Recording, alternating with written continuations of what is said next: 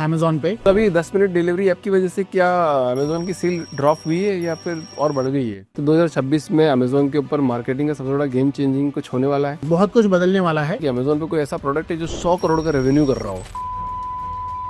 एक ब्रांड को कितना पैसा खर्च करना चाहिए एड्स के ऊपर? आई थिंक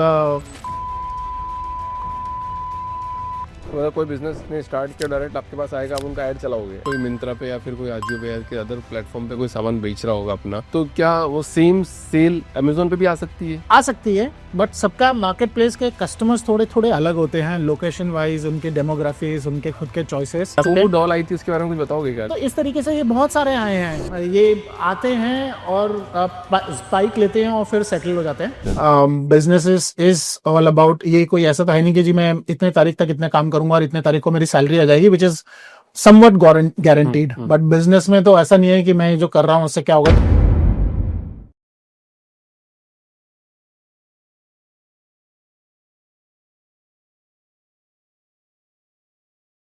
संदीप जी, बहुत बहुत स्वागत है आपका द फाउंडर्स ड्रीम के अंदर।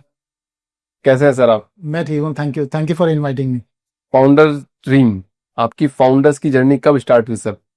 जर्नी मुझे तो लगता है कि हम फाउंडर्स की जर्नी जब से काम शुरू किया है, एक तरीके से वो हमको प्रिपेयर करती है। और नौकरी मैंने 2007 में शुरू की थी, बट देन अपनी जो फाउंडर की जर्नी है, मेरे को लगता है कि उसने काफी टाइम लिया। तो करीब 13 साल बाद 2021 में आके रीग्रो मीडिया जो हमारी अभी कंपनी है उसको हमने शुरू किया था। तो 13-14 साल लग गए उस जर्नी को शुरू करते हुए। तो 2024 में 25 में अभी करीब 4 साल हो चुके हैं हमें काम करते हुए रीग्रो मीडिया पे। तो तब हमारी शुरुआत हुई थी और सब कुछ ये कोविड की वजह से हुआ था। अगर कोविड नहीं होता तो शायद मैं आज आपसे बात नहीं कर रहा होता। तो कोविड होना मतलब ठीक तो नहीं रहा, मतलब कह तो नहीं सकते हैं क्योंकि बहुत लोगों ने अपनी जान गंवाई है, तो उसको ये बात कह नहीं सकते कि कोविड कुछ लोगों के लिए अच्छा रहा, मतलब क्योंकि वो बात नजरअंदाज नहीं की जा सकती है कि फैमिली डिस्ट्रॉय हो गई उसमें। ठीक है, मतलब लोगों ने अपने बिजनेस बना लिए, देखते थे डिफरेंट थिंग।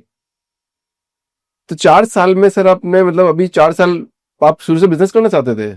शुरू से हाँ, शायद मैं बिजनेस करना चाहता था। मैंने कई साल नौकरी करी है और हमेशा लगता था कि जो नौकरी करता है, जैसे हम बचपन में छोटे थे तो हमारे पिताजी नौकरी करते थे और जो हमारे दोस्त हुआ करते थे जिनके घर वाले बिजनेस करते थे, तो वो थोड़ा फर्क पता चल जाता था दोनों में। मुझे अपने आप को देख के, अपनी चीजों को देख के और अपने दोस्त की चीजों को देख के तो लगता था कि यार मैं बिजनेस करूंगा, बट बिजनेस इतना आसान नहीं होता है। ये भी ऐसा लगता था कि बहुत मुश्किल है बिजनेस, हर कोई नहीं कर सकता है। बिजनेस वही करता है जिसको जनरेशन टू जनरेशन बिजनेस हो रहा है।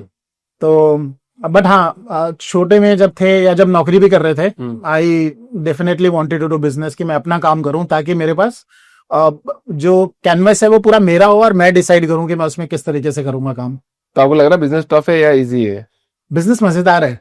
मजेदार है, मतलब इजी और टफ तो स्टेजेस होती हैं। मेरे ख्याल से कभी ऐसा स्टेज आएगा कि अगले 3 महीने आपके थोड़े टफ हो जाएंगे और कभी 3 महीने बहुत अच्छे होंगे। बट बिजनेस में मजा बहुत आता है, बहुत कुछ सीखने के लिए मिलता है जो कि जॉब में या नौकरी में नहीं हो पाता है। पर ये तो कहना गलत है। मेरा तो मानना ऐसा है कि जॉब में भी आप वही काम करते हो, नौकरी में भी वही काम करते हो जो बिजनेस में कर रहे होते हो। काम तो एक हिस्सा है। मेरे हिसाब से जॉब B2C रह जाती है, बट जो बिजनेस होता है वो आपको A to B to C to D to पूरा जो जर्नी करवाता है। और जॉब में क्या होता है कि मैं अपने बस उस रोल में रह जाता हूँ। जैसे मैं IT में जॉब करता था तो मेरा रोल डिफाइन था कि एक पूरा डेटा का फ्लो होता था। मेरा काम होता था एक पॉइंट से दूसरे पॉइंट तक मुझे डेटा सही सलामत पहुंचा देना है। अगर वो मेरे प्रोसेस के थ्रू पहुंच गया, मेरा काम खत्म है। उसके आगे पीछे फटता था तो मुझे कोई टेंशन नहीं होती थी। बट बिजनेस में क्या होता है कि सिर्फ वो एक जो फेज है, मैं उसके लिए जिम्मेदार नहीं हूँ, मैं पूरे कंप्लीट प्रोसेस के लिए जिम्मेदार हूँ। तभी रीग्रो मीडिया क्या कर दी, कैसे शुरुआत हुई 2021 में इसकी? तो रीग्रो मीडिया क्या है? रीग्रो मीडिया जी, रीग्रो मीडिया जो है वो एक Amazon एड्स एजेंसी है। Amazon ad agency? हाँ, तो हम Amazon फोकस्ड एजेंसी हैं या फिर मार्केट प्लेस फोकस्ड एजेंसी हैं। तो हम जो भी ब्रांड्स मार्केट प्लेस पे बेचना चाहते हैं, हम उनको अपनी सर्विसेज प्रोवाइड करते हैं। ठीक है। अराउंड एडवर्टाइजिंग, अब advertising is dependent on few other aspects as well, like SEO, creatives, तो वो भी हम ऑफर करते हैं, but it's a mainly market place और Amazon एड्स ड्रिवन एजेंसी। तो अगर कोई बिजनेस ने स्टार्ट किया डायरेक्ट आपके पास आएगा, आप उनका ऐड चलाओगे, ऐसा कर रहे हैं? मतलब कैसे काम करेगा ये? हाँ, तो कोई हमारे पास जैसे जब हमने शुरू किया था तब हम किसी के साथ भी काम करते थे, जो भी करना चाहता था, चाहे वो बेच रहा है कुछ या नहीं बेच रहा है, बेचना चाहता है, जबरदस्ती उससे कुछ बिचवाना है, तो वो भी हम करते थे। बट फिर एक स्टेज आया कि जब हम थोड़े स्टेबल हो पाए, तो अब जो स्टेज है उस पे हम कुछ सिलेक्टेड ब्रांड्स के साथ काम करते हैं, जहां पे कि वो ब्रांड के पास एक प्रोडक्ट होना चाहिए जो हमें लगता है कि वो मार्केट फिट है ऑलरेडी, या फिर वो कर रहा है काम, ऑलरेडी बिक रहा है, and they want us to take it to the next level. तो या तो वो स्टेज हो उनके कि वो नेक्स्ट लेवल ले जाना चाहते हैं, या फिर कोई ब्रांड है जो वो कहीं और चला रहे हैं बट Amazon पे या किसी मार्केट प्लेस पे नहीं कर पा रहे हैं, and they need our help to establish that brand, that set of products, तो उनको हम हेल्प करते हैं। तो क्या लगता है, मतलब जैसे मान लो कोई मिंत्रा पे या फिर कोई आजियो पे या के अदर प्लेटफॉर्म पे कोई सामान बेच रहा होगा अपना, तो क्या वो सेम सेल Amazon पे भी आ सकती है?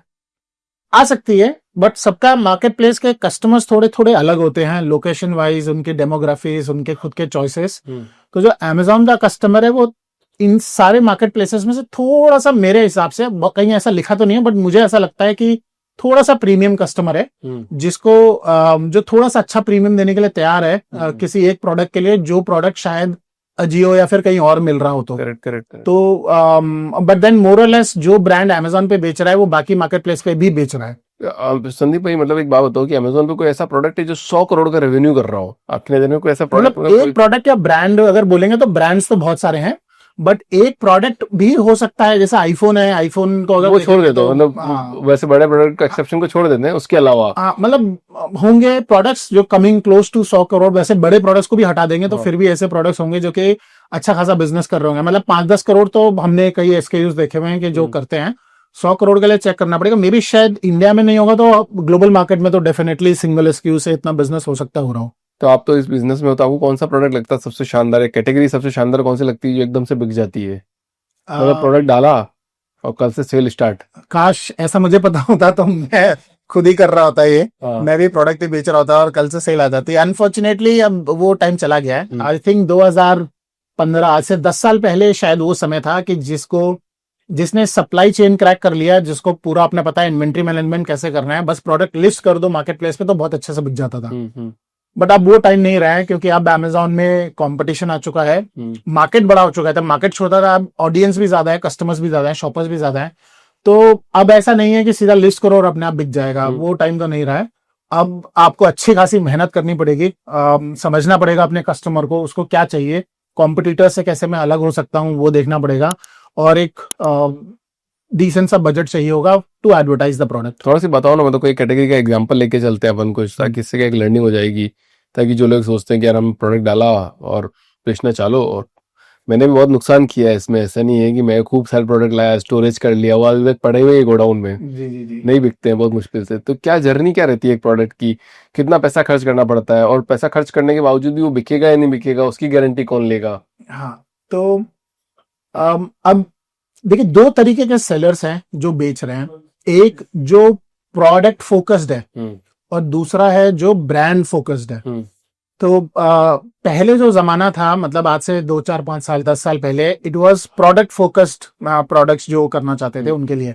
बट मुझे लगता है कि अब टाइम चेंज हो चुका है, अब इट इज ब्रांड फोकस्ड। तो अगर मैं प्रोडक्ट को लेके फोकस करूंगा तो शायद मैं अपने लिए बहुत मुश्किलें खड़ी कर दूंगा कि मैं सक्सीड कर पाऊं। बट अगर मैं ब्रांड फोकस्ड अप्रोच से जाऊंगा तो हो सकता है कि still I have a chance where I can work around and find some sort of success. अब प्रॉब्लम क्या है कि प्रोडक्ट में सिर्फ एक ही प्रोडक्ट से आप एंटर कर सकते हो, बट ब्रांड में आप एक प्रोडक्ट से एंटर नहीं कर पाओगे। अगर आप ब्रांड फोकस अप्रोच से काम करना चाहते हो तो you need to sell the same product और solve the same problem of a customer through different products. तो अभी आपके पास कितने कस्टमर्स हो गए हैं, मतलब अभी 4 साल में? मतलब हमने कई सारे ब्रांड्स को सर्व किया है एक्टिवली। एज ऑफ नाउ करीब 60 से 70 ब्रांड्स हैं जिनके लिए हम काम कर रहे हैं Amazon पे या बाकी मार्केट प्लेस। तो ज्यादातर एड्स पे काम करते हो आप, एड चलाने पे, या फिर किस पे काम करते हो? मेजरली जो है वो एडवर्टाइजिंग है, बट एडवर्टाइजिंग क्या है कि वो डिपेंडेंट है कुछ कुछ चीजों पे, तो हम उन सर्विसेज को भी कवर करते हैं। But advertising of course yes is the most important. तो संदीप जी, ये लिस्टिंग किस टाइप की होती है, मतलब Amazon पे? जैसे A+ लिस्ट में सुना A+ लिस्टिंग हो जाती है, उससे कुछ फर्क पड़ता है? हाँ, थोड़ा सा मतलब उसमें एलोबरेट जो करेंगे। लिस्टिंग होती है वो बहुत बेसिक सी लिस्टिंग रहती है कि हमने कुछ लिस्टिंग इमेजेस डाल दी, उसके बाद कंटेंट डाल दिया, टाइटल बुलेट पॉइंट्स कर दिए। उसके बाद हमने उसमें A+ कंटेंट बोलते हैं जो इमेजेस का सेक्शन है, जिसका अपग्रेडेबल वर्जन है प्रीमियम A+, जो पिछले 3-4 साल से है मार्केट में। तो प्रीमियम A+ लगाया उसमें अपने प्रोडक्ट पेज पे, और ब्रांड स्टोरी मॉड्यूल एक है उसको ऐड किया उसमें, और फिर कुछ रिव्यूज आ गए हमारे। सो एक लिस्टिंग कलेक्टिवली हम इस तरीके से देखते हैं कि जिसमें कि मेरा टाइटल वाइटल ये सब A+, premium A+, brand story सब हो गया। तो that is a product page basically, which we also call it as a listing. तो वो एक लिस्टिंग है जो कि बहुत आज की डेट में इतना नॉलेज है उसके ऊपर कि कोई भी आसानी से कर लेता है, कर सकता है, उसमें कोई भी चैलेंज नहीं है। इंपॉर्टेंट एस्पेक्ट आ जाता है कि उस लिस्टिंग को रिटेल रेडी बनाना, ताकि जब मैं पेड मीडिया यूज करूं तो जो ट्रैफिक आएगा वो मुझे कैसे बिजनेस लाके देगा। कितना कितना ROS वगैरह की बात भी करते होंगे कि भैया मैं इतना एड इतना पैसा डालूंगा मेरे को इतने गुना ROS आ जाएगा। ये तो कॉमन क्वेश्चन होगा आपके लिए एकदम। ये कॉमन क्वेश्चन है, इसीलिए जो ये बहुत कॉमन शुरू में हुआ करता था, क्योंकि एवरीबडी वाज ROI ड्रिवन कि भाई कितना रिटर्न ऑन एड स्पेंड है, ROS कितना होगा, कॉस्ट कितना होगा, टैक कॉस्ट कितना होगा। बट अब जैसे जैसे हम आगे बढ़ रहे हैं, अब जिन फाउंडर्स के साथ, जिन ब्रांड्स के साथ हम काम कर रहे हैं, वहां पे जो थोड़ा मैच्योर ब्रांड या मैच्योर फाउंडर होता है, वो ये वाले बेसिक सवाल नहीं पूछते हैं। उनके सवाल थोड़े अलग रहते हैं इन टर्म्स ऑफ वो अपनी स्पेसिफिक प्रॉब्लम बताते हैं कि जी मेरे पास इतना ट्रैफिक आता है दिन का या महीने का, और इतनी सेल आती है, ये कन्वर्जन रेट पे आती है। अब मैं अपना सेल्स को 2x या 3x करना चाहता हूँ, तो मैं कैसे कर सकता हूँ। तो वहां पे क्या है कि it's a evolve question from a evolve founder. और अभी भी ऐसा भी होता है कि लोग पूछते हैं बहुत बेसिक सा सवाल कि मेरा ROI आप कैसे इंप्रूव कर दोगे, अभी 6 का आ रहा है, मुझे 8 का कैसे दोगे, 10 का कैसे दोगे। तो वो सवाल से पता चल जाता है कि वो फाउंडर कितना मैच्योर्ड है, किस स्टेज पे है, कैसे चैलेंजेस उसने देखे हैं, और उसके बेसिस पे फिर जैसा उसका सवाल है वैसा फिर हमारा एक्सप्लेनेशन एंड देन इवेंचुअली उस पर काम भी रहता है। कि अगर कोई ROS पे काम करवाना चाहता है हमको, तो उस पे फिर हम देखते हैं कि उसके ROS के जो फैक्टर्स हैं, टिपिकली 2-3 फैक्टर होते हैं कि उसका CPC क्या है, उसका कन्वर्जन क्या है, उसका प्रोडक्ट का प्राइस क्या है। ये 2-3 फैक्टर्स पे हम आइडेंटिफाई करते हैं कि किस पे हम काम करके उसको तुरंत रिजल्ट दे दें, ताकि उसको लग जाए हाँ मेरा ROI इन्होंने बढ़ा दिया। और अगर उसका ये क्वेश्चन होता है कि मैं कैसे स्केल करूं, तो फिर उस हिसाब से डेटा को देखते हैं, उसके जो भी चैलेंजेस हैं उनको आइडेंटिफाई करके उसको बताते हैं कि this we will do and this you will do. Amazon listing में सबसे इंपॉर्टेंट चीज क्या है? Amazon में लिस्टिंग में मेरे ख्याल से सब कुछ ही इंपॉर्टेंट है। प्राइसिंग बहुत इंपॉर्टेंट है, रिव्यूज बहुत इंपॉर्टेंट हो जाते हैं, बहुत अच्छे क्रिएटिव्स बहुत इंपॉर्टेंट हो जाते हैं। क्रिएटिव्स चाहे वो लिस्टिंग इमेज में हो, प्रीमियम A+ में हो, मतलब A+ तो भूल जाओ आप A+ या बिना A+ के जो जमाना तो गया, तो प्रीमियम A+ होना चाहिए। ब्रांड स्टोरी होनी चाहिए, मतलब ब्रांड स्टोरी एज इन के आपका ब्रांड कैसे अलग है बाकियों से, मतलब आप what are you doing for your brand and what is your brand trying to solve for, वो सारी चीजें। फिर अच्छे रिव्यू रेटिंग होना इम्पोर्टेंट है, और उससे भी ज्यादा इम्पोर्टेंट है कि आप ट्रैफिक ला पाओ, whatever way you are able to bring the traffic with, आप ट्रैफिक लेके पाओ। तो ये पूरा कॉम्बिनेशन है जो सब रोल प्ले कर रहा है अभी। संदीप जी, आपको क्या लगता है कि कोई कस्टमर कोई प्रोडक्ट अगर बाई कर रहा है, तो कोई ब्रांड का कोई ऐड देख के फिर Amazon पे आके फिर बाय करता है, या Amazon पे डायरेक्ट स्क्रॉल करते करते उसको कुछ दिख गया और वो बाय कर लेता है? क्या पैटर्न है ये? ना कैटेगरी टू कैटेगरी डिपेंड करता है। मान लीजिए कि अगर कोई अपैरल बेच रहा है और बहुत प्रीमियम अपैरल नहीं है, या फिर कोई क्रॉकरी बेच रहा है, होम एंड किचन का कोई आइटम बेच रहा है, तो then the customer journey starts typically from the consideration stage in that case. तो वहां पे कस्टमर क्या होता है कि फिर उससे ऊपर की जो स्टेज है वो एक फनल में अवेयरनेस सबसे ऊपर आता है, फिर उसके नीचे कंसिडरेशन आता है, फिर परचेज और फिर लॉयल्टी आता है। 4 स्टेजेस ऑफ फनल के। अभी ऐसी कैटेगरी जो होम एंड किचन या फिर अपैरल इस तरीके की कुछ है, और जहां पे एवरेज ऑर्डर वैल्यू बहुत हाई नहीं है, वहां पे क्या होता है कि ब्रांड अवेयरनेस के बदले सीधा कंसिडरेशन से सर्च करता है, क्योंकि उसको Amazon पे आके उसे डालना है। For example T-shirt for men या फिर होम डेकोर आइटम, ऐसा कुछ वो सर्च टर्म डालेगा, और जो सर्च पेज पे जो रिजल्ट्स उसको दिख रहे हैं, मोबाइल में अलग व्यू आ रहा है, डेस्कटॉप में अलग आ रहा है, जो उसको प्रोडक्ट्स दिख रहे हैं वो उनको स्क्रॉल करता है, और उसको जिसकी अच्छी इमेज लगी, जिसकी अच्छी प्राइसिंग लगी, उस पर वो क्लिक करता है, प्रोडक्ट पेज पे जाता है, थोड़ा और समझता है, रिव्यू रेटिंग देखता है, फुलफिलमेंट के ऑप्शन समझता है, और फिर उसमें ही किसी और प्रोडक्ट पे नीचे क्लिक कर देता है। वहां पे बहुत सारे कॉम्प्लीमेंट्री प्रोडक्ट्स भी दिखते हैं, वहां पे क्लिक कर लेगा, फिर वो दूसरे प्रोडक्ट को देखेगा, उसको समझेगा, तीसरे हो सकता है एक प्रोडक्ट इस प्रोसेस में वो ऐड टू कार्ट कर ले, फिर अपनी जो जर्नी है शुरू रखे, आगे कंटिन्यू करे, 10 मिनट स्पेंड किया, उसमें 3 ऐड टू कार्ट हो गए फॉर एग्जाम्पल। 10 मिनट के टाइम में लंच था, कर दिया कुछ ऐसा। And then when I have more time, let's say in the evening over the weekend, I go back to my cart and then I check कि अच्छा मैंने ये 3 प्रोडक्ट ऐड किए थे, अब इनमें से मैं कौन सा खरीदूंगा। जो खरीदूंगा उनको दोबारा चेक किया, जो नहीं खरीदूंगा उसको हटा दिया कार्ट से, और जो खरीदूंगा उसको मैंने परचेज कर लिया। So that is a typical home and kitchen और इस तरीके का। बट अगर कोई ऐसा प्रोडक्ट है जो consumable kind of a product है, या फिर ऐसा प्रोडक्ट है जो मैंने बाद में दोबारा खरीदना है, कि मान लीजिए कि मुझे फेस वॉश लेना है, मुझे फ्लोर क्लीनर लेना है, तो वहां पे इट इज वेरी इंपॉर्टेंट कि मैं जो सबसे पहला स्टेज था जब ये वाले प्रोडक्ट्स को चेक कर रहा था कि मैं क्लिक करूं, तो मैं क्लिक भी नहीं करूंगा उस ब्रांड के ऊपर जिस ब्रांड का नाम मैंने नहीं सुना होगा। तो उस केस में कंसिडरेशन जो home and kitchen type of categories में पहला स्टेज था, ऐसी कैटेगरीज में अवेयरनेस एक पहला स्टेज होता है कि जहां पे मैंने उस ब्रांड का नाम कहीं तो भी सुना रहना चाहिए, देखा रहना चाहिए, चाहे वो मैंने किसी फेसबुक एड में देखा, अपने दोस्त के थ्रू सुना, उसके घर में देखा। तो मतलब मल्टीपल टच पॉइंट्स होने चाहिए before a customer to even consider a brand, कि मैं उस पर क्लिक भी, ऐड टू कार्ट बाद में, मतलब प्रोडक्ट पेज चेक करना बाद में है, ऐड टू कार्ट और बाद में है, परचेज तो और भी बाद में है। ये सब होएगा ही नहीं अगर मैंने उस ब्रांड के अवेयरनेस के थ्रू में उसके फनल में नहीं गया था, जहां पे मैं मल्टीपल टच पॉइंट्स हुए हों मुझे, तब तक मैं क्लिक भी नहीं करूंगा। तो ये ब्रांड के ऊपर डिपेंड करता है, कैटेगरी के ऊपर डिपेंड करता है कि मैं किस तरीके के प्रोडक्ट को खरीद रहा हूं और मेरी जर्नी कैसे होगी। तो अगर मान लीजिए कि कोई ब्यूटी का ब्रांड है, या फिर होम सप्लाईज है, या कुछ ऐसा ब्रांड है जो रिपीट परचेज के साथ आता है, तो वहां पे मुझे उस ब्रांड के फनल में आना होगा एट अवेयरनेस स्टेज, और कम से कम 3-4 टच पॉइंट्स हुए होने चाहिए। कि मान लीजिए कि उन्होंने मेटा एड रन किया था, मैंने उनका एड वहां पे देखा था, फिर मैं अमेजोन पे भी कभी टी शर्ट कुछ खरीद रहा था, फेस वॉश का मैंने कुछ ऐड देखा था, इस तरीके से मैंने उनका ऐड देखा था, तो मुझे पता था हाँ जी ब्रांड एक्स। अब मैंने सर्च किया है face wash for acne prone skin for male, ठीक है, कि मान लीजिए मुझे एक्ने की प्रॉब्लम है और मैं as a male I am looking for a solution for it.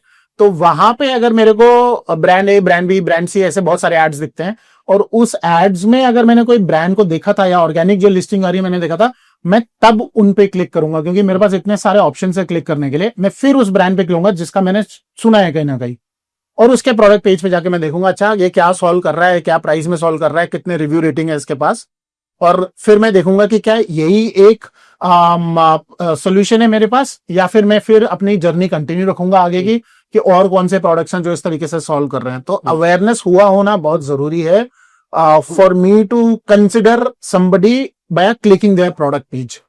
सो इस तरीके से फिर ये जर्नी आगे बढ़ती है इस केस में। संदीप जी, आपका कोई ऐसा फेवरेट ब्रांड और उसकी स्ट्रेटेजी अगर आप लोगों के साथ शेयर कर सको, ये ब्रांड ने देखो ये स्ट्रेटेजी अपनाई थी तो इनका ब्रांड इतना बड़ा बन गया। हाँ, बहुत सारे ब्रांड्स हैं, कोई एक ना स्टेज पे डिपेंड करता है कि कौन सा ब्रांड किस स्टेज पे है और वो कितना बजट एलोकेट कर रहा है अपनी फनल में उस स्टेज पे। बट आजकल मैं एक ब्रांड है उसको देख रहा हूँ जिसका एड मेरे को और मैं शायद उतना कंज्यूमर भी नहीं हूं, बट उसका एड मुझे हमेशा हर जगह दिख जाता है। एक नया ब्रांड लॉन्च हुआ है पिछले कुछ महीनों में, सुपर यू नाम से, मेरे ख्याल से कोई हेल्थ एंड सप्लीमेंट का ब्रांड है। रणवीर सिंह उसका एड करता है, वो उसमें को फाउंडर है। मेरे ख्याल से फिर मैंने उसको थोड़ा स्टडी किया तो वहां पे निकुंज बयानी करके मेरे ख्याल से दी अदर को founder is who was one of our clients, who happened to be one of our client. So he had another brand which we were serving for last year or so. तो उनका वो brand का मैं देखता हूँ कि उनका वो क्योंकि नया ब्रांड है तो वहां पे awareness is very crucial important. They have Ranveer Singh already as a co-founder or as a partner, as a face of the brand. तो they are very aggressive with their advertising.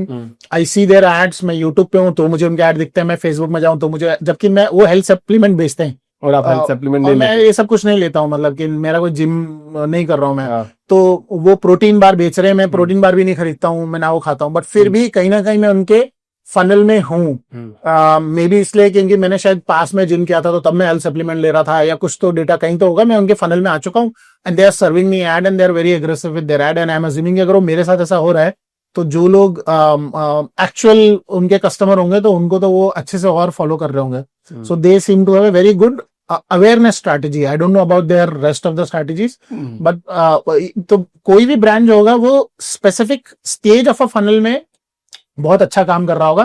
जरूरी नहीं है कि वो अगले स्टेज में भी उतना अच्छा काम कर रहा हो, या क्या पता कर रहा हो, ये डिपेंड करता है। तो इट इज नॉट लाइक अ एक ब्रांड और उसकी पूरी बहुत अच्छी मार्केटिंग स्ट्रेटेजी है। इट ऑल डिपेंड्स ऑन कि वो किस स्टेज पे क्या सोच रहा है, अपनी खुद की सिचुएशन समझ के, अपने प्रोडक्ट्स को समझ के, अपने स्टेज को समझ के, अपनी लाइफ साइकिल को समझ के वो किस तरीके से उस स्टेज पे अच्छा कर रहा है, तो ये वो देखता है। संदीप जी, एक ब्रांड को कितना पैसा खर्च करना चाहिए एड्स के ऊपर? आई थिंक ये ना कुआं है, समुंदर है ये। पैसा जितना मर्जी खर्च कर ले कम पड़ेगा।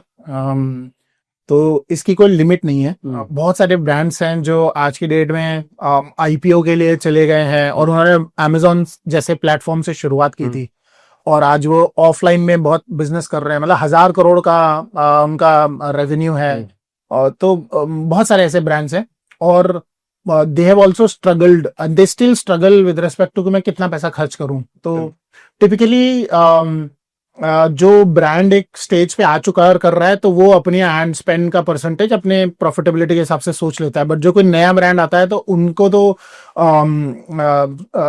बेस्ड ऑन कि वो जिस कैटेगरी में घुस रहे हैं और उसमें वो कितना शेयर लेना चाहते हैं, उसके ऊपर डिपेंड करता है। तो इसका एक सिंपल साइंस है कि मान लीजिए कि मेरे को एक एस्टिमेटेड आइडिया मिल जाता है कि अमेजोन पे मैं अगर फिर से ब्यूटी प्रोडक्ट अगर बेच रहा हूं, और मान लीजिए मैं फेस वॉश बेच रहा हूं, तो फेस वॉश में एक मोटा मोटी कितने इंप्रेशंस हैं उस मार्केट प्लेस में। तो मुझे पता है कि 10 मिलियन इंप्रेशंस हैं इसमें, इस मार्केट प्लेस में। अब मेरे को देखना है कि जी मैं इस कैटेगरी में डोमिनेट करना चाहूं या एक अपनी पोजीशन लेना चाहूं, तो मुझे 10% मार्केट शेयर अगर चाहिए, तो वो 10 मिलियन इंप्रेशंस जो आ रहे हैं डेली के या वॉट एवर ड्यूरेशन, उसका फिर 1 मिलियन जो 10% है, उसका एसओवी मैं कैप्चर करना चाहता हूं। अब उस इंप्रेशन को कैप्चर करने के लिए हमको ये पता है थ्रू अमेजॉन डीएसपी कि सीपीएम्स क्या चल रहे हैं, cost per mile which is 1000 impressions के हिसाब से क्या सीपीएम चल रहा है जो मेरे को इंप्रेशंस मिलेंगे। तो लेट अस से कि 200 का सीपीएम है एक एस्टिमेटेड, तो फिर मैं कैलकुलेशन लगा सकता हूं कि 1000 इंप्रेशंस के लिए 200 रुपए है। मुझे अगर 1 मिलियन इंप्रेशंस को कैप्चर करना है, let's say over a month और 3 मंथ, तो मेरा क्या कॉस्टिंग आएगा, तो मल्टीप्लाई करके मैं अपना बजट निकाल लेता हूँ कि मुझे इतना पैसा चाहिए।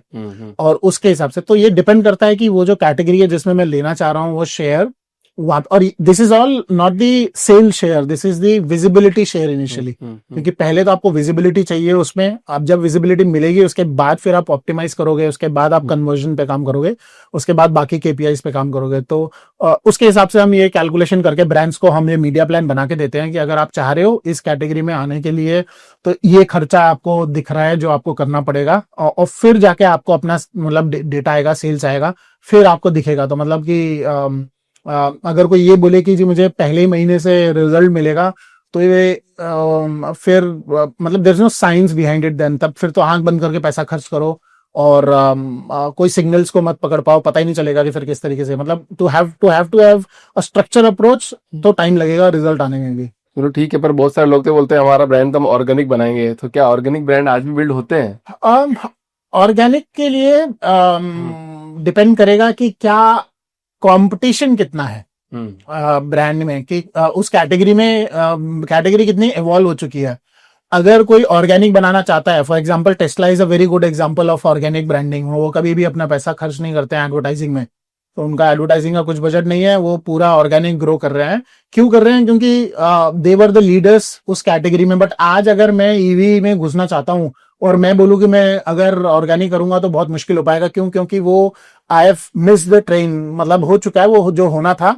अब मुझे बिना, या तो फिर सेम अमेजोन पे भी है कि कोई ऐसी कैटेगरी में ढूंढूं जिसपे बहुत कम कंपटीशन है, मतलब कि वहां पे कुछ है नहीं और मैं वहां के अपना तंबू गाड़ के बैठ जाऊंगी इस कैटेगरी में। अब मैं अपने प्रोडक्ट्स बेचूंगा और यहाँ पे कस्टमर आएगा तो 10 ही दिखने वाले हैं, उनमें से मेरे ही 3 प्रोडक्ट होंगे जो दिखेंगे। पर ऐसा होता क्या है, मतलब अमेजोन पे कोई भी प्रोडक्ट जैसे ही कोई नई कैटेगरी में आता है 15 दिन में, तो वहाँ पे 500 का कंपटीशन खड़ा। हाँ, ये भी है। अब बैरियर टू एंट्री उसमें फिर इंपॉर्टेंट हो जाता है कि अगर मान लीजिए बीच में पिछले 2 साल 3 साल पहले वो स्किन रोलर्स फेस के लिए बड़े पॉपुलर हुए थे, ग्रीन कलर वाले। हाँ, ग्रीन कलर वाले, कुछ तो गुआशुआ करके नाम है, कुछ ऐसा है। हमारे भी उस टाइम पे क्लाइंट्स हुआ करते थे, तो वहाँ हर हफ्ते देखते थे हम 5 नए 10 नए सेलर्स आ जाते थे। तो वो मेरे ख्याल से कुछ ऐसे जो होते हैं, ये एक तरीके से फिजिट स्पिनर एक था बहुत पहले, आज से 5 साल पहले, जो हाथ में घूमते थे। तो ये सब ऐसी कैटेगरीज हैं जहां पे आप ये ना, इनका बस स्पाइक आता है एकदम से, फिर ये प्लेटो हो जाते हैं। इनमें ब्रांड नहीं बना सकते, यहाँ पे ये चैलेंज आता है। बट अगर आप कोई और ब्रांड देखे, फॉर एग्जाम्पल अमेजोन पे अभी कई सारे आ चुके लबूबू हैं। डॉल आई थी, उसके बारे में कुछ बताओगे क्या? लबूबू डॉल आई थी क्यों? हाँ, तो इस तरीके से ये बहुत सारे आए हैं, ये आते हैं और स्पाइक लेते हैं और फिर सेटल हो जाते हैं। यहाँ पे ब्रांड बनना बहुत मुश्किल है। यहाँ पे जो एस्टैब्लिश ब्रांड्स जो काम कर रहे हैं, जो वानाबी ब्रांड्स होते हैं, वो इस तरीके की कैटेगरीज में नहीं घुसते हैं। जो इस तरीके के फैड्स होते हैं उनमें वो नहीं जाते हैं। वो टिपिकली एवरग्रीन जो प्रोडक्ट है, जो कैटेगरी है जहां पे प्रॉब्लम सॉल्व करना है, वो वहां पे जाते हैं। फॉर एग्जांपल अगेन, कि अगर मान लीजिए आप दाढ़ी, आपकी अच्छी खासी बड़ी दाढ़ी है, बाल है, तो आपको एज अ अपना आइडियल कस्टमर अवतार देख के कोई ब्रांड घुसेगा, बोलेगा कि ठीक है, अगर किसी को ऐसी बियर्ड रखनी है तो उसको सोल्यूशन चाहिए उस बियर्ड को मेंटेन करने के लिए। श्योर आप भी कुछ ना कुछ यूज करते हो। नहीं, एक सिंगल प्रोडक्ट यूज नहीं करता मैं, एक भी सिंगल प्रोडक्ट। तो फिर तो मतलब देखिए यहाँ पे कितना बड़ी अपॉर्चुनिटी है फॉर ब्रांड, कि अभी आप कोई प्रोडक्ट यूज नहीं कर रहे हैं तब भी ऐसा कर पा रहे हैं। तो ऐसे कई सारे लोग होंगे जिनको की चाहिए होगा प्रोडक्ट, और अपने लिए कि इस तरीके से अपने आप को ग्रूम करके रख पाना, इट्स नॉट दैट इजी। तो वहां पे बहुत सारे ब्रांड है। इसमें तो बहुत कैप्चर हो चुका है। बियर्डो एक ब्रांड है जो आज से 4-5 साल पहले जिसने घुसा था, उसने तो पूरी मार्केट को इस तरीके से कर दिया कि दे एस्टैब्लिश देमसेल्फ, और हजारों करोड़ का बिजनेस कर रहे हैं वो इस एक कैटेगरी से, सब बियर्ड से। और बहुत सारे ब्रांड आए हैं ऐसे, बहुत सारे जो इस तरीके से कर रहे हैं। तो आई वुडंट से कि कोई हमें ढूंढना चाहिए कि क्या है, हमें ढूंढना चाहिए कि एक ऐसा कैटेगरी जहां पे हमेशा प्रॉब्लम है जिसको सॉल्व करना है, और मैं कैसे बाकियों से अलग करूंगा, how do I differentiate and then solve for. फिर आपके पास बहुत सारे शार्क टैंक के भी बहुत सारे हाँ क्लाइंट्स आए हैं जी। हम शार्क टैंक से भी है हमारे पास, जो जिन्होंने फंड्स उठा रखे हैं, रेस कर रखा है, वो भी है हमारे पास। जो लेगेसी ब्रांड्स हैं, जो 30-40 साल से ऑफलाइन धंधा पहले जिन्होंने सेट किया, जिनके माँ बाप ने, अब उनकी नई जनरेशन आके D2C में आ रही है, वो भी है हमारे पास।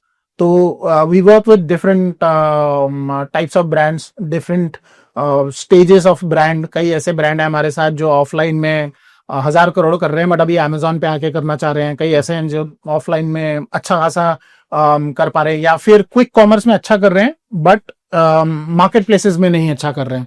अच्छा, रिव्यू रेटिंग कितना काम करता है सर इसमें? रिव्यू रेटिंग सबसे इंपॉर्टेंट रोल प्ले करता है या थोड़ा कम करता है अमेजोन पे? रिव्यू रेटिंग इंपॉर्टेंट है, या फिर किसी में भी रिव्यू रेटिंग इंपॉर्टेंट है। रिव्यू रेटिंग, जो भी एस्टैब्लिश ब्रांड्स हैं, जो भी ये फाउंडर्स हैं, they have the solution in place for review and rating. बहुत सारे इसमें लेजिटिमेट सॉल्यूशंस हैं, बहुत सारे उतने सही नहीं है, बट रिव्यू रेटिंग बहुत इंपॉर्टेंट है। खास करके अगर प्रोडक्ट या तो प्राइस्ड है, अपने एवरेज पीयर से ज्यादा प्राइस है, या फिर वो ऐसा प्रोडक्ट है जिसको मुझे कंज्यूम करना है। अगर मुझे मान लीजिए कि ग्लास खरीदना है तो मेरे लिए रिव्यू रेटिंग इतनी इंपॉर्टेंट नहीं रहेगी, बट अगर मुझे स्किम क्रीम कोई खरीदनी है तो I would want to know, चाहे वो अमेजोन पे रिव्यू रेटिंग हो उसके बारे में, या फिर कहीं और से मुझे पता चले, बट मैं तभी लूंगा जब मेरे को कोई सोशल प्रूफ दिख रहा होगा, कोई फीडबैक दिख रहा होगा। तो बिना सोशल प्रूफ, बिना फीडबैक के ऐसे ही रैंडम प्रोडक्ट एक्सप्लोर बहुत कम लोग करते हैं। तो जिनका भी रिव्यू रेटिंग एक सर्टेन स्टेज पे होता है मार्केट प्लेस पे, उनके पास एक सर्टेन कन्वर्जन रेट भी होता है, और वो इसीलिए है क्योंकि इन्होंने उन रिव्यू रेटिंग पे इन्वेस्ट किया, टाइम दिया है, और वो स्टेज तक पहुंचे हैं जहां पे कि वो उस रिव्यू रेटिंग के बेसिस पे हो सकता है कि थोड़ा ज्यादा प्राइस भी डिमांड कर सके। अगर हर कोई फेस वॉश 200 रुपए का बेच रहा है तो मैं 250 का बेचूंगा, क्यों? क्योंकि मेरे पास बाकियों से बहुत ज्यादा रिव्यू रेटिंग है। तो ये रिव्यू रेटिंग इंपॉर्टेंट है, बिना इसके चैलेंजिंग है कुछ भी करना, but unfortunately when you start you have to start somewhere. Indian clients payments करते हैं टाइम पे और अच्छा पेमेंट देते हैं? हमने मोस्टली इंडियंस के साथ काम किया है, तो मुझे नहीं पता कि नॉन इंडियंस कैसा करते हैं। तो हमारे को ऐसा कोई प्रॉब्लम नहीं है क्योंकि हम प्रॉपर एग्रीमेंट करते हैं। So we have proper agreement, most of our accounts are prepaid. जहां भी पोस्ट पेड है वहां पे हमारा एग्रीमेंट होता है। We give them a certain window कि इतने टाइम में आपको पे करना है, with a penalty clause as well, that if you don't abide to it there will be this penalty as well. तो पेमेंट्स, तो आपको कस्टमर बोलते हैं कि मेरे को भी गारंटी चाहिए, तो इतना क्लॉज लगा रहे हो संदीप, तो मुझे भी चाहिए गारंटी, तुम मेरे को एटलीस्ट इतना तो पैसा बना के दोगे। तो आप क्या जवाब देते हैं उनको? Sure. तो हम जो भी अपने क्लॉज लगाते हैं वो क्लॉज हम इस तरीके से लगाते हैं ताकि वो उनको भी बेनिफिशियल हो और हमें भी बेनिफिशियल हो।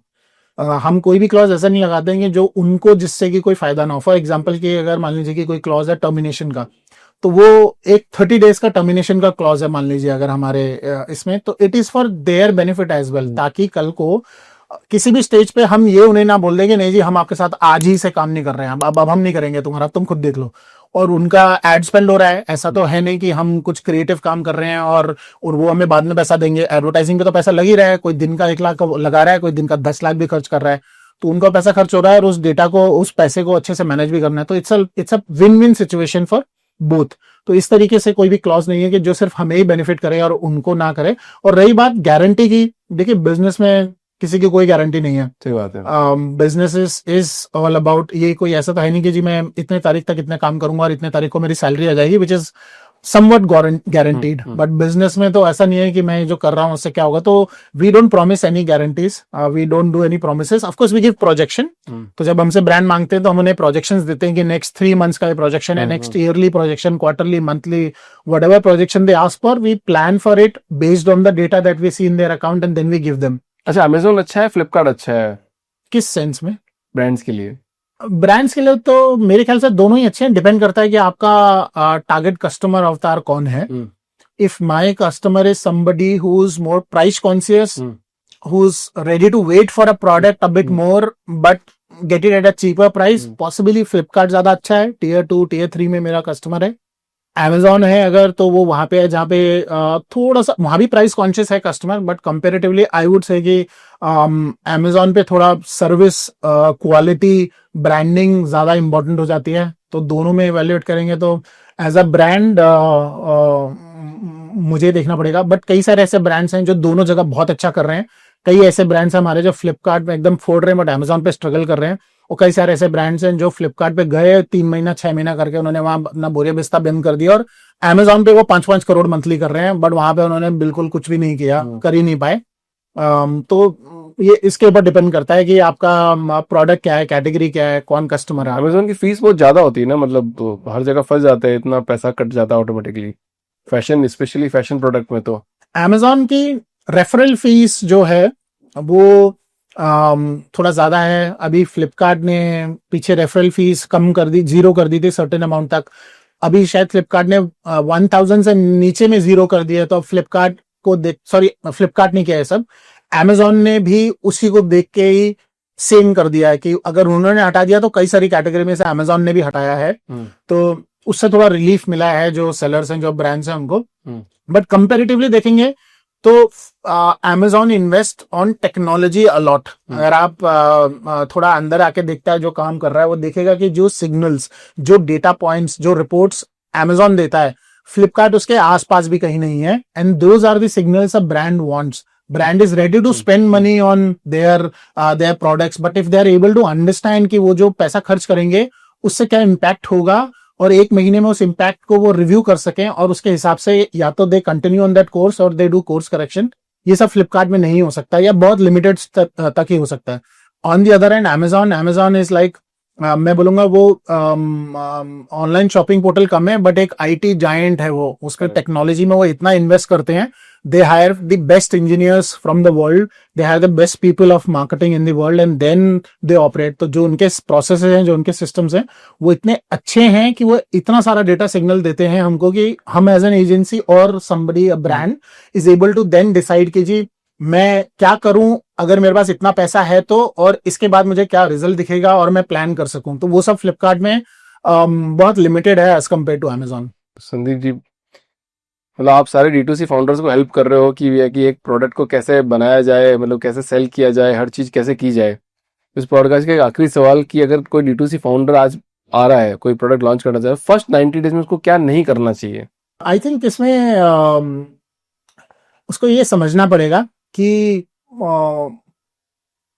मेरा जो प्रोडक्ट है वो क्या सॉल्व कर रहा है और जो भी मैं बेचना चाह रहा हूं वो क्या सोल्यूशन ऑफर करता है मेरा प्रोडक्ट, मेरा ब्रांड क्या सर्विस, द कस्टमर को क्या सर्विस मिलने वाली है।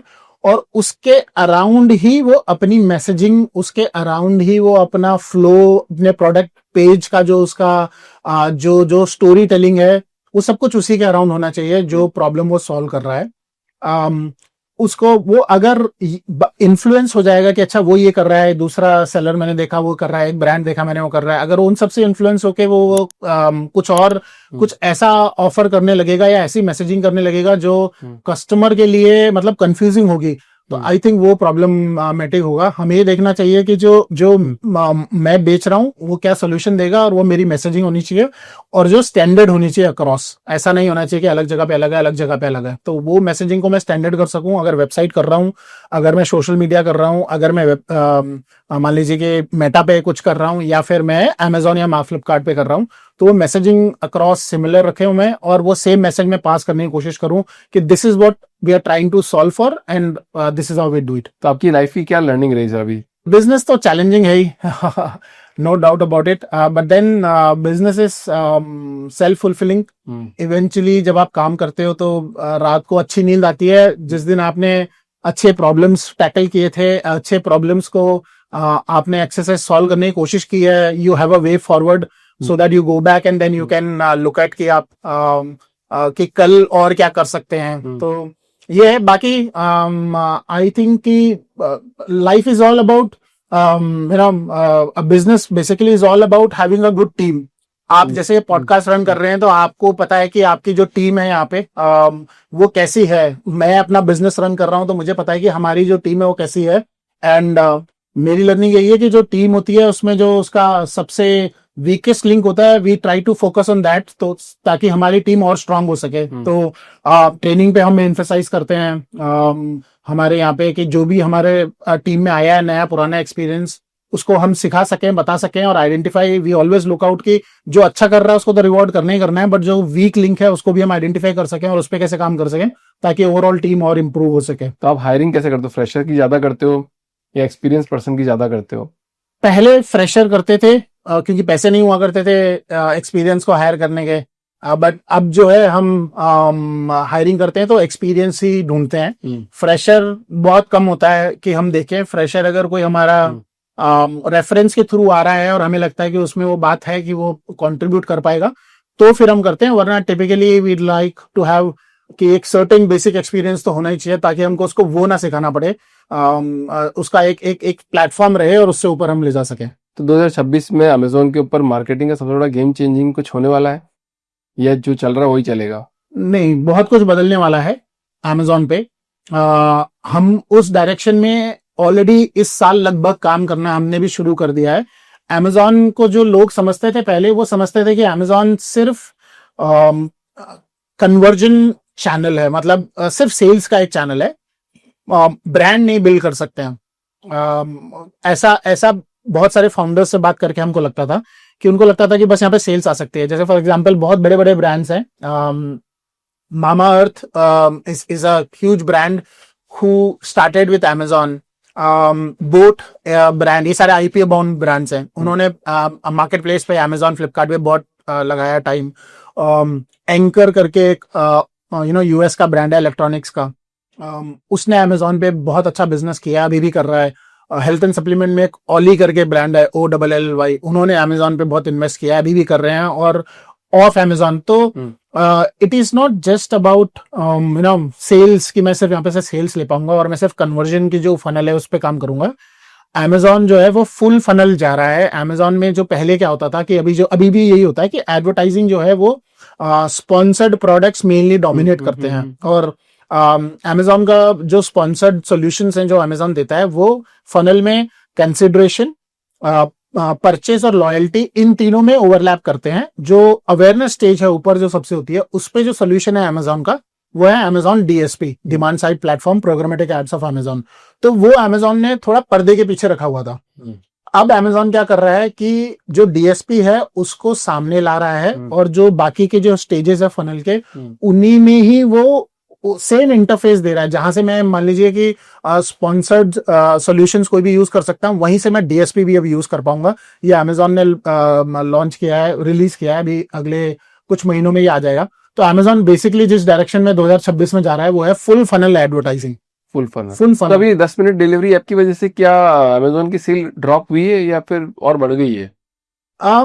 ये क्विक कॉमर्स जो है जो अभी इंट्रोड्यूस हुआ है, क्विक कॉमर्स एक सर्टेन कैटेगरी ऑफ प्रोडक्ट्स के लिए बहुत ज्यादा इंपॉर्टेंट हो रहा है, दिख रहा है। और उसने कहीं ना कहीं अमेजोन के कुछ कुछ कैटेगरीज में डेंट तो मारा है, बिल्कुल। ऐसा है, जो ब्लिंकिट और ये ज़ेप्टो, इंस्टामार्ट, ये सब आए हैं, इसलिए अमेजोन नाउ भी लॉन्च हो चुका है। आई थिंक यहाँ गुड़गांव में अमेजोन नाउ है, दिल्ली में अमेजोन नाउ है। तो ये Amazon now is also 10 minutes delivery app now. अभी अमेजोन इसमें थोड़ा लेट घुसा है इस क्विक कॉमर्स के गेम में। ये ब्लिंकिट और ये सब पिछले 2-3 सालों से कर रहे हैं, बट अमेजोन के पास जो डेटा है, जो सेलर्स बेच रहे हैं, क्योंकि जो आदमी ब्लिंकिट पे जो भी सामान बिक रहा है वो सब पहले अमेजोन पे ही बिकता था, और it just that it was not a 10-15 minutes delivery thing, it used to be a day two delivery thing. तो अमेजोन के पास वो सारा डेटा है, जिस डेटा से अमेजोन वो सब स्ट्रक्चर कर सकता है, समझ सकता है, और इन सबको काफी पीछे छोड़ सकता है। दूसरा, अमेजोन के पास डेटा ही नहीं, फाइनेंशियली भी Amazon is pretty stable, pretty strong. Amazon पे ऑलरेडी ये कैटेगरीज हैं, अमेजोन को सिर्फ ये फिगर आउट करना है कि कैसे मैं इसको जो ये फुलफिलमेंट है इसको कैसे मैं क्विक करूं, जो ऑलरेडी वो कर रहे हैं। एक दिन में कर लेंगे वो तो अमेजोन के पास ये सब कुछ है, और अमेजोन के पास बेस्ट माइंड्स भी हैं, तो Amazon will be able to deliver much better than इन सबसे। वो बहुत अच्छा कर लेगा। It's the matter of time कि वो कितने टाइम पे होता है, और हम एज एन एजेंसी भी उस डायरेक्शन में जा रहे हैं।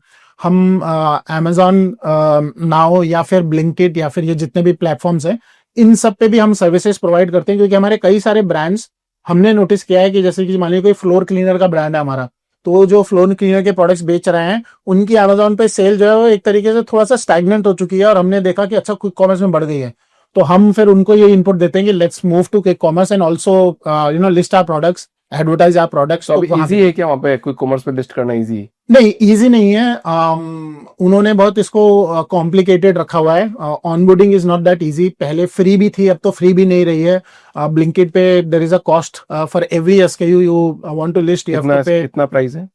25,000 के आसपास है एक एसकेयू का, अगर आपको लिस्ट करना है। बट उसमें यह है कि वो आपको वही अमाउंट का एड क्रेडिट दे देते हैं।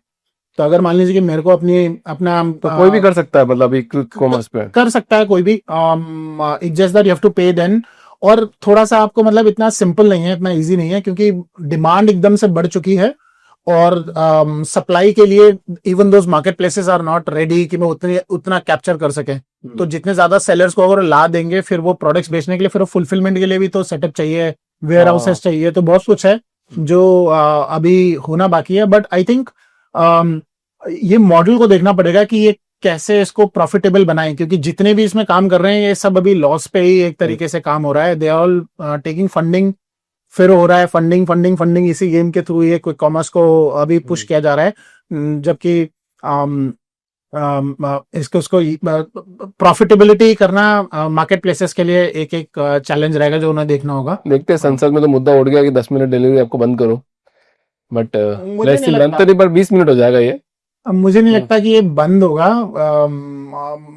एक बार जो चीज आ चुकी है जिसको मास ने अडॉप्ट कर लिया, उसको बंद कर देना ऐसा नहीं, मतलब वो लोगों के ऊपर भी ध्यान रखना पड़ता है कि भाई कि लोगों की जान जोखिम में रख के काम नहीं करना है। तो शायद टाइम पीरियड बढ़ सकता है, इकोनॉमी बढ़ती रहेगी, वो 10 मिनट की जगह 15 मिनट 20 मिनट उसको कर सकते हैं इजीली। हाँ, मतलब इस तरीके से कि क्या इम्पैक्ट है उसका, किस तरीके से वो नेगेटिवली इम्पैक्ट कर रहा है सोसाइटी को, वो तो जरूर देखा जाएगा।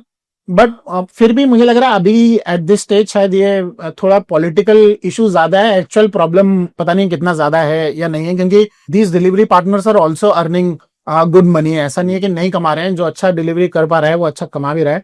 बट देखना पड़ेगा कि क्या कॉस्ट है और क्या चैलेंजेस हैं जिसकी वजह से ये हो रहा है। डीएसपी है क्या, कहाँ पे, कैसे काम करता है? अमेजोन, फ्लिपकार्ट? अमेजोन पे है। अमेजोन का डीएसपी अलग है, गूगल का डीएसपी अलग है, मेटा का डीएसपी अलग है, सबके पास डीएसपी कैसे काम करता है? फ्लिपकार्ट के पास डीएसपी नहीं है। कैसे काम करता है डीएसपी? डीएसपी में क्या होता है कि DSP is all about in audiences.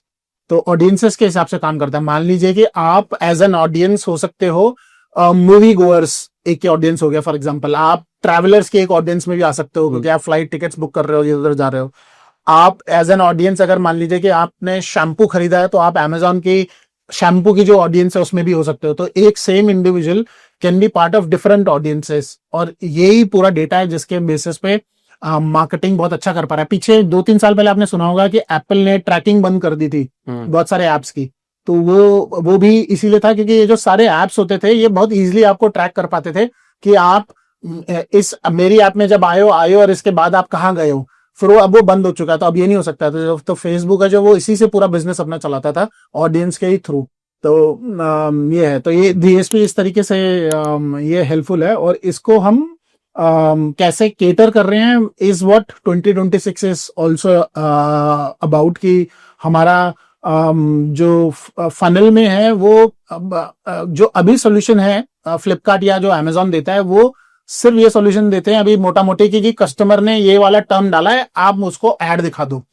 But अब जो है वो फुल फनल में ये होगा कि जी कस्टमर का पर्सोना आइडेंटिफाई हो जाएगा कि जी एक अभिषेक वो किस किस ऑडियंस फनल में कहाँ पे है, और उसके बेसिस से मैं उसको अपना ऐड दिखाऊं।